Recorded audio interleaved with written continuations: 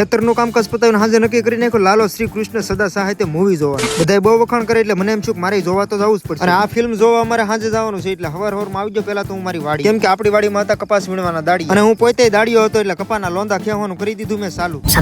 અને કમોસમી માવઠું અડી ગયું, પણ આમાંથી જે કઈ બી હાથમાં આવ્યું બધું લેવું તો પડશે. ખેડૂતના મોઢામાંથી તો ગયું, પણ માલ ઢોરના મોઢામાંથી ગયું. આની ફરિયાદ કરવી કોણ? પણ કાંઈ વાંધો નહીં, ઠાકર કરે એ ઠીક. અને પછી ગોપાલનું બબલું જેગવીને હળગાવી નાખ્યો સુલો, કેમ કે ભાઈ હવે બનાવવાની છે આપણે મસ્ત મજાની ચા પાણી પાઈ દીધા આપડા દાડિયાને. મિત્રો ટી લવર હોય જરા કમેન્ટ કરી દેજો. અને હવે મિત્રો આપણે જવાનું હતું ઘરે, એટલે માલઢોર માટે લઈ લીધો નિરણપુર અને નીકળી ગયો મારા લેહ લદ્દાખ વાળા રસ્તેથી ઘર તરફ. હમણાં વરસાદ બહુ ભારે પડી ગયા એટલે રસ્તા બધા બગાડી નાખ્યા, અને ઘરે આવીને સીધો જ ભાગ્યો ના, કેમ કે હવે જવાનું છે આપણે લાલો જોવા. તો તમે હાલો, બાકી હું તો જો પૂકી જાઉં મારા નજીકના સિનેમા ઘર. હવે ફોટા પાડવા હાટુથી અડધો કલાક વહેલા આવી જાય, પણ અહીંયા તો ક્યાંય લાલાનું પોસ્ટર જ નહોતું. પણ કાંઈ વાંધો નહીં મિત્રો, હવે આપણે જોવાનું તો છે જ. અને ફાઇનલી મૂવી ચાલુ થઈ ગયું. જોઈને તમને કહું કે કેવું છે એમ. આ હે મારો દ્વારકાધીશ.